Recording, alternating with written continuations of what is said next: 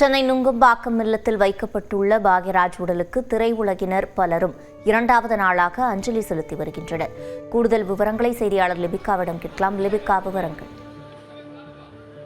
சிவரஞ்சனி, தமிழ் திரையுலகின் மூத்த கலைஞர்களில் ஒருவரான பாக்யராஜ் பிரபல நடிகரும் இயக்குனருமாகவே இருந்து வருகிறார். இவர் திடீர் மாரடைப்பு காரணமாக நேற்று சென்னையில் காலமானார்.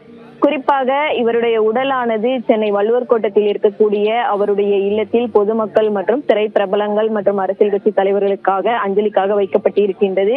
திரைக்கதை மன்னன் என்று புகழ் பாடும் இவர் தமிழ் சினிமாவில் நடிகர், இயக்குனர், திரைக்கதை ஆசிரியர், தயாரிப்பாளர் மற்றும் எழுத்தாளர் என பன்முக திறமை கொண்டவராக விளங்கியவர் பாக்யராஜ். இயக்குனர் இமயம் பாரதி ராஜாவிடம் 16 வயதினிலே மற்றும் கிழக்கே போகும் ரயில், சிகப்பு ரோஜாக்கள் ஆகிய படங்களில் உதவி இயக்குனராகவும் கதை ஆசிரியராகவும் பணியாற்றிய பெருமை இவருக்கு இருக்கிறது. குறிப்பாக 1979ஆம் ஆண்டு வெளியான சுவரில்லாத சித்திரங்கள் திரைப்படம் மூலமாக இயக்குனராக தமிழ் திரையுலகிற்கு வந்த பாக்யராஜ் பல படங்களை இயக்கியிருக்கிறார். குறிப்பாக உதவி இயக்குனராகவும் கதாசிரியராகவும் தனது திரை வாழ்க்கையை தொடங்கியவர். சுவரில்லாத சித்திரங்கள், ஒரு கை ஓசை, முந்தானை முடிச்சு, டார்லிங் டார்லிங் டார்லிங் உள்ளிட்ட பல வெற்றி படங்களை இயக்கியுள்ளார். அது மட்டுமின்றி பல படங்களில் கதாநாயகனாகவும் நடித்து மக்களிடையே பெரும் வரவேற்பை பெற்றவர். இன்று அவர் நம்மிடையே இல்லை என்பது தமிழ் திரையுலகிற்கு மட்டுமின்றி ஒட்டுமொத்த தமிழ் மக்களுக்கும் இந்திய மக்களுக்கும் ஒரு பேரிழப்பாக பார்க்கப்பட்டு வருகின்றது. தனது தனித்துவமான திரைக்கதை உத்திகளால் தமிழ் சினிமாவை அடுத்த கட்டத்திற்கு எடுத்து சென்ற பெருமை பாக்யராஜிற்கு இருக்கிறது. அது மட்டுமின்றி தமிழில் குறிப்பாக முந்தானை முடிச்சு படத்தின் மூலமாக மக்களிடையே அதிக வரவேற்பை பெற்றவர் என்று சொல்லலாம். அந்த படம் சிறிய குழந்தைகள் முதல் பெரியவர்கள் வரை அதிக அளவில் ஈர்க்கக்கூடிய அளவிற்கு அந்த படம் பெரும் வரவேற்பை பெற்றிருந்தது. அது மட்டுமின்றி முந்தானை முடிச்சு திரைப்படத்திற்காக சிறந்த நடிகருக்கான பிலிம்பேர் விருது மற்றும் பல தமிழக அரசு திரைப்பட விருதுகளையுமே பெற்றிருக்கின்றார். 2014ஆம் ஆண்டு சைமாவின் வாழ்நாள் சாதனையாளர் விருதும் இவருக்கு வழங்கப்பட்டது என்பது குறிப்பிடத்தக்கது.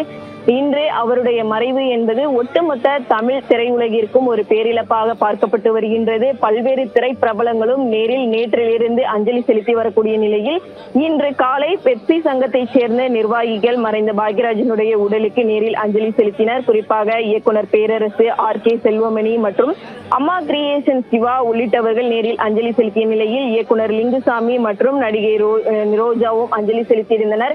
அவருடைய உடலானது சென்னை வள்ளுவர் கோட்டத்தில் இருக்கக்கூடிய அவருடைய இல்லத்தில் இருந்து இன்று காலை 8:50 மணி அளவில் எடுத்து செல்லப்பட்டு சென்னை பெசநகரில் இருக்கக்கூடிய மின்மயானத்தில் தகனம் செய்யப்பட இருப்பதாக தெரிவிக்கப்பட்டிருக்கின்றது. அதே போன்று நேற்றைய தினம் தமிழ்நாடு முதலமைச்சர் ஜோசப் விஜய் மற்றும் முன்னாள் முதலமைச்சரும் திமுகவினுடைய தலைவருமான MK ஸ்டாலின் மற்றும் எதிர்கட்சி தலைவர் உதயநிதி ஸ்டாலின் மற்றும் பல்வேறு நடிகைகள் என நேரில் அஞ்சலி செலுத்திய நிலையில் அவருக்கு இறுதி மரியாதை என்பது அரசு மரியாதையுடன் வழங்கப்படும் என தமிழக அரசு தெரிவித்திருக்கக்கூடிய பலரும் இரண்டாவது நாளாக அஞ்சலி செலுத்தி வருகின்றனர். விவரங்களை வழங்கியமைக்கு நன்றி லிபிகா. தொடர்வது ஒரு நிமிட செய்திகள். போலியோ சொட்டு மருந்து முகாமினை முதலமைச்சர் விஜய் இன்று தொடங்கி வைக்கிறார். தமிழ்நாட்டில் உள்ள அனைத்து ஆரம்ப சுகாதார நிலையங்கள், அரசு மருத்துவமனைகள், அங்கன்வாடி மையங்கள், பள்ளிகள் மற்றும் முக்கிய இடங்கள் என மொத்தம் 43,051 மையங்களில் இன்று போலியோ சொட்டு மருந்து முகாம்கள் நடைபெறவுள்ளன.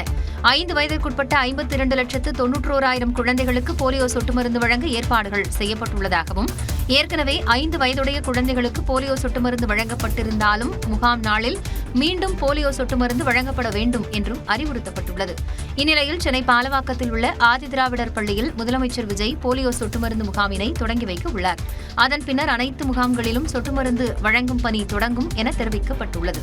இந்த மையங்கள் காலை 7 மணி முதல் மாலை 5 மணி வரை செயல்படும் என்றும், முதல் நாளான ஞாயிற்றுக்கிழமையன்று அனைத்து முகாம்களிலும், அதற்கடுத்த 2 நாட்களில் தற்காலிக மையங்களிலும் போலியோ சொட்டு மருந்து வழங்கப்படும் என கூறப்பட்டுள்ளது. இப்பணிகளில் 2 லட்சத்திற்கும் மேற்பட்ட சுகாதார பணியாளர்கள், அங்கன்வாடி பணியாளர்கள், ஆசிரியர்கள் மற்றும் தன்னார்வலர்கள் ஈடுபடுத்தப்பட உள்ளதாக மருத்துவம் மற்றும் மக்கள் நல்வாழ்வுத்துறை தெரிவித்துள்ளது.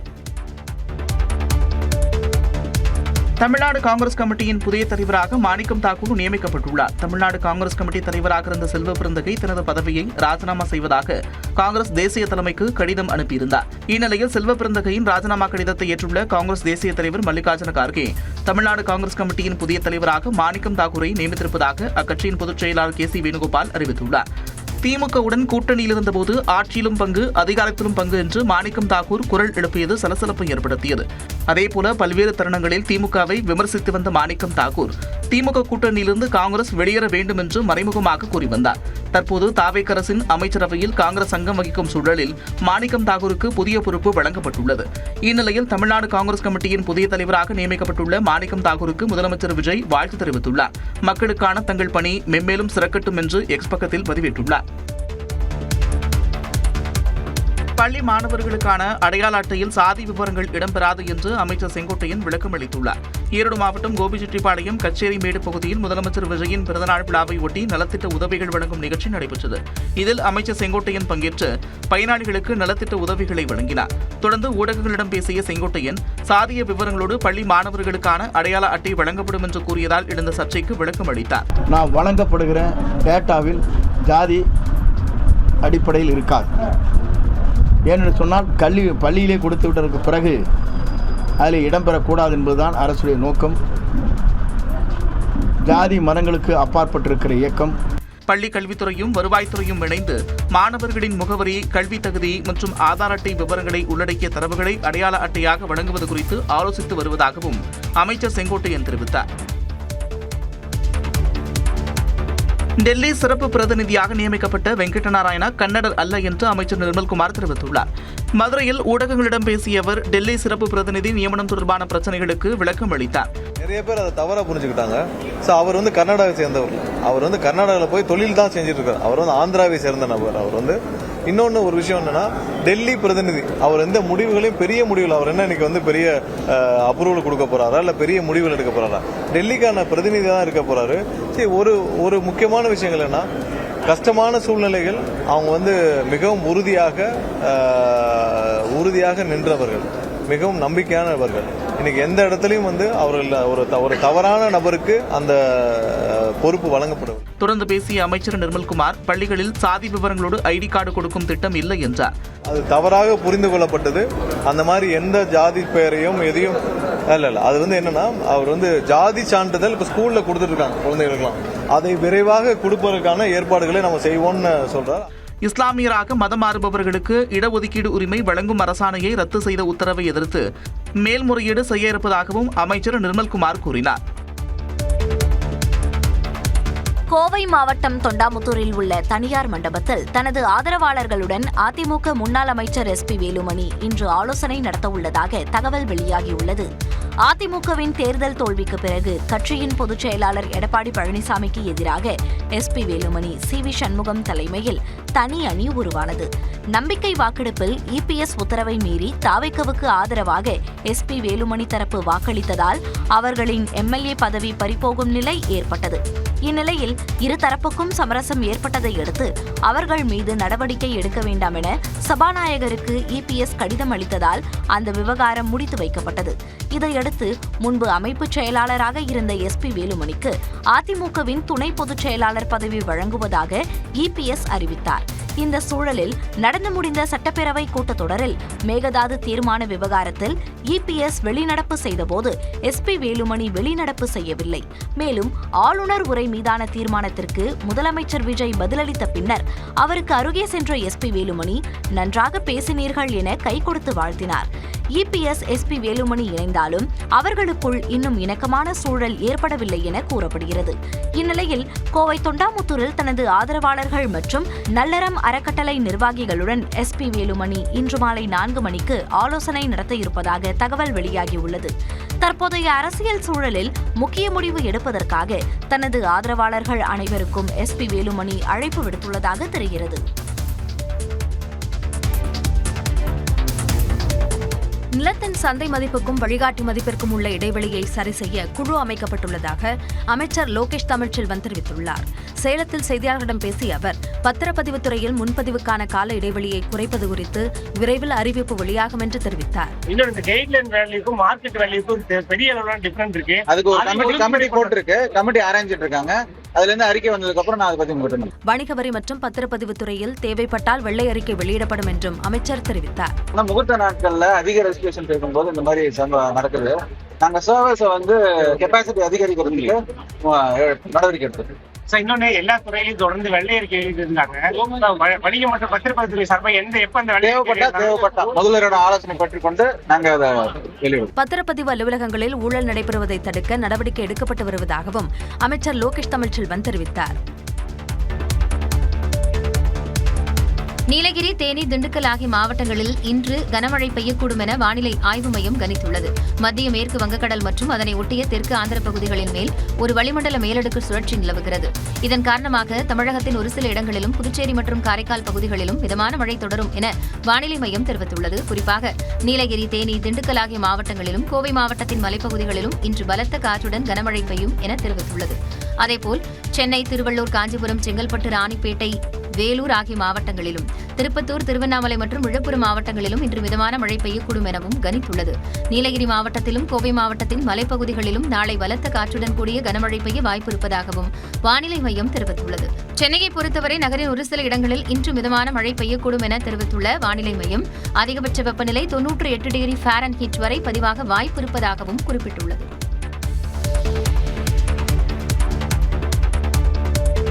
சென்னையில் காவல் அருங்காட்சியகத்தில் உணவு திருவிழா கோலாகலமாக கொண்டாடப்பட்டது. எழும்பூரில் செயல்பட்டு வந்த காவல் ஆணையரக வளாகம் பாரம்பரிய கட்டடமாக அறிவிக்கப்பட்டு கடந்த 2021ஆம் ஆண்டு முதல் காவல் அருங்காட்சியகமாக செயல்பட்டு வருகிறது. இந்த அருங்காட்சியகத்தின் 4ஆம் ஆண்டு தொடக்க விழாவை ஒட்டி நடைபெற்ற உணவு திருவிழாவை மாநகர காவல் ஆணையர் அமல்ராஜ் தொடங்கி வைத்து உணவு வகைகளை ருசி பார்த்தார். இந்த உணவு திருவிழாவில் பொதுமக்களும் ஆர்வத்துடன் கலந்து கொண்டனர். நான் இங்கே பிரியாணி, குக்கீஸ், சாண்ட்விச் எல்லாம் சாப்பிட்டேன். இதான் நான் ஃபர்ஸ்ட் டைம் இங்கே விசிட் பண்ணுறேன். நிறைய ஃபுட்ஸ் எல்லாமே இருந்தது. நிறைய சாப்பிட்டேன். நான் ஜூஸ் குடித்தேன், எங்களோட எல்லாத்தையும் ஷேர் பண்ணி சாப்பிட்டேன். ரொம்ப நல்லா இருந்துச்சு.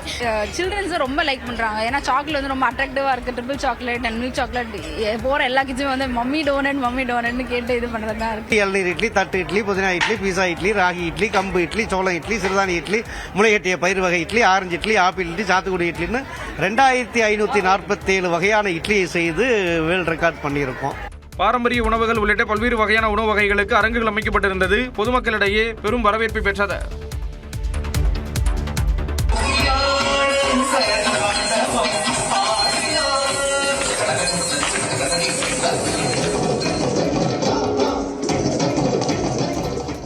செஷல்ஸ் நாட்டிற்கு சென்ற பிரதமர் மோடிக்கு வெளிநாட்டு வாழ் இந்தியர்கள் சார்பில் உற்சாக வரவேற்பு அளிக்கப்பட்டது. அந்நாட்டு அதிபர் பேட்ரிக் ஹெர்மைனியின் அழைப்பின் பேரில் 3 நாள் பயணமாக அங்கு பிரதமர் மோடி சென்றுள்ளார். செஷல்ஸ் தேசிய தின பொன்விழா கொண்டாட்டத்தில் சிறப்பு விருந்தினராக பிரதமர் மோடி பங்கேற்கிறார்.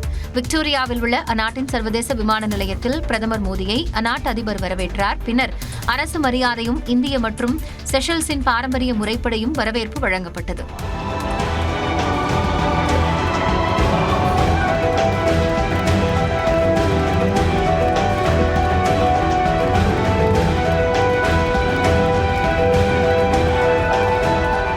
அங்கு கூடியிருந்த வெளிநாடு வாழ் இந்தியர்கள் பிரதமருடன் கைகுலுக்கி மகிழ்ந்தனர். தொடர்ந்து அங்குள்ள தாவரவியல் பூங்காவிற்கு சென்ற பிரதமர் மோடி அங்கு மரக்கன்றுகளை நட்டு வைத்தார். ஹோட்டலுக்கு சென்றபோது பரதநாட்டியம் ஆடி வெளிநாட்டு வாழ் இந்தியர்கள் பிரதமருக்கு வரவேற்பு அளித்தனர். மதச்சார்பற்ற கூட்டணியிலிருந்து மதிமுக விலகுவதாக அக்கட்சியின் பொதுக்குழு கூட்டத்தில் தீர்மானம் நிறைவேற்றப்பட்டது. பொதுக்குழு உறுப்பினர்கள் தெரிவித்த கருத்தின் அடிப்படையில் திராவிட முன்னேற்றக் கழகத்தின் தலைமையிலான மதச்சார்பற்ற முற்போக்கு கூட்டணியிலிருந்து விலகிக் கொள்வதென்று தீர்மானிக்கப்பட்டது. சட்டமன்ற தேர்தல் நிறைவடைந்து 50 நாட்களை நெருங்கும் நிலையிலும் அதன் தாக்கம் இன்றளவும் தொடர்கிறது. கட்சி தாவுதல்கள், அணி மாறுதல்கள், ராஜினாமாக்கள் என முன் எப்பொழுதும் இல்லாத வகையில் தமிழக அரசியல் களம் கடைபரமாக காணப்படுகிறது. அதன் தொடர்ச்சியாக திமுக கூட்டணியில் இருந்து விலகுவதாக தற்பொழுது அறிவித்துள்ளது மதிமுக. சென்னை அண்ணா நகரில் உள்ள மண்டபத்தில் மதிமுகவின் பொதுக்குழு கூட்டம் 2 நாட்கள் நடைபெற்றது. இதில் அக்கட்சியின் முக்கிய நிர்வாகிகள் பங்கேற்றனர். ஆனால் உதயசூரியன் சின்னத்தில் தேர்தலில் களம் கண்டு வெற்றி கண்ட 2 எம்எல்ஏக்களும் பங்கேற்கவில்லை. இந்த கூட்டத்தில் பேசிய அனைத்து நிர்வாகிகளும் திமுக கூட்டணியில் இருந்து மதிமுக விலக வேண்டும் என்பது மட்டுமல்லாமல் தாவேகா ஆட்சிக்கும் தங்களது வரவேற்பை தெரிவித்து பேசினர். திமுக தலைமையிலான மதசார்பற்ற முற்போக்கு கூட்டணியில் இருந்து விலகிக் கொள்வது என்று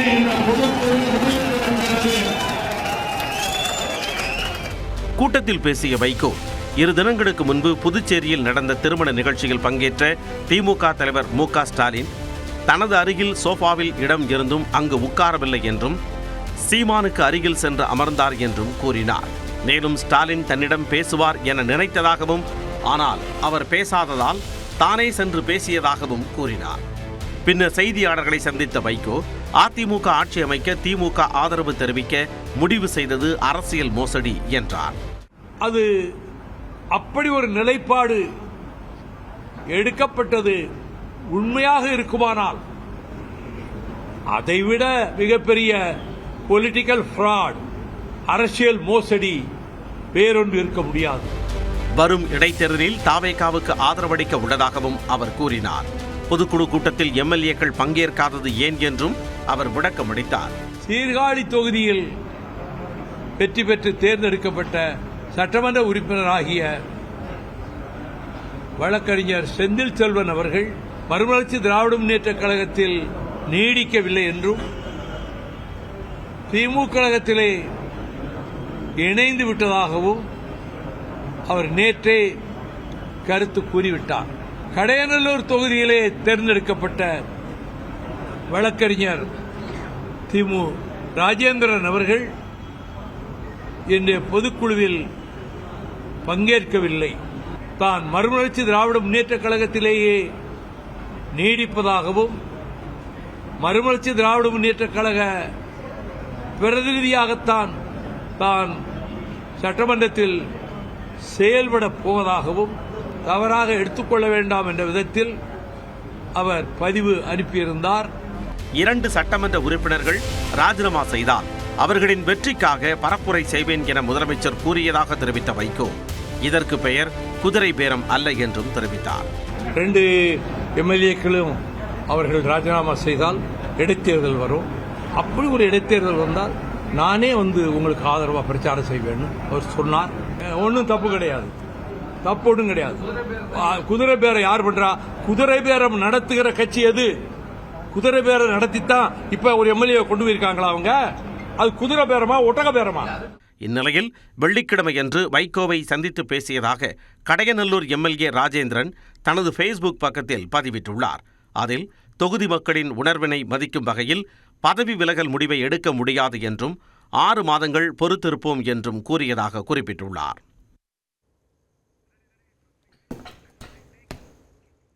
தொடர்ந்து காலை விரைவு செய்திகளை பார்க்கலாம். நாமக்கல் மாவட்டத்தில் மூதாட்டிக்கு பாலியல் தொந்தரவு அளித்த நபர் கைது செய்யப்பட்டுள்ளார். 45 வயதான மணிகண்டன் என்பவர் 70 வயது மூதாட்டியின் வாயில் மதுவை ஊற்றி பாலியல் தொந்தரவு தந்த நிலையில் பொதுமக்கள் அவரை பிடித்து அடித்து உதைத்து காவல் நிலையத்தில் ஒப்படைத்தனர். இதையடுத்து மூதாட்டியை மீட்டு 108 ஆம்புலன்ஸ் மூலம் ஈரோடு அரசு மருத்துவமனைக்கு சிகிச்சைக்காக அனுப்பி வைத்தனர். திருப்பதி ஏழுமலையான் கோயிலில் நடிகை கீர்த்தி சுரேஷ் வழிபாடு நடத்தினார். வெள்ளிக்கிழமை காளஹஸ்தி கோயிலில் வழிபாடு மேற்கொண்ட கீர்த்தி சுரேஷ் அன்றைய தினம் இரவு திருமலைக்கு வந்தார். அதைத் தொடர்ந்து சனிக்கிழமை காலை ஏழுமலையான் கோயிலுக்கு சென்று VIP பிரேக் தரிசனம் மூலம் வழிபாடு நடத்தினார். தொடர்ந்து தீர்த்த பிரசாதங்களையும் வேத பண்டிதர்களின் வேத ஆசியையும் பெற்றுச் சென்றார். திருவாரூர் மாவட்ட ஆட்சியர் அலுவலகம் அருகே தொழிலாளர் நலத்துறை அமைச்சர் பர்வேசுடன் வந்த கார் மோதியதில் பெண் காவல் ஆய்வாளர் படுகாயமடைந்தார். வடபாதிமங்கலம் காவல் நிலைய ஆய்வாளராக புதிதாக பொறுப்பேற்ற உஷா மாவட்ட SP சதீஷ்குமாரை மரியாதை நிமித்தமாக சந்திக்க சென்றார். இந்நிலையில் தஞ்சையில் இருந்து நாகை நோக்கி வந்த அமைச்சர் பர்வேஸ் திருவாரூர் மாவட்ட ஆட்சியரகம் அருகே காரில் வந்தபோது அவருடன் அந்த கார் ஒன்று எதிரே வந்த காவல் ஆய்வாளர் உஷா வந்த கார் மீது மோதியது. இந்த விபத்தில் காவல் ஆய்வாளர் உஷா மற்றும் ஓட்டுநர் படுகாயமடைந்தனர்.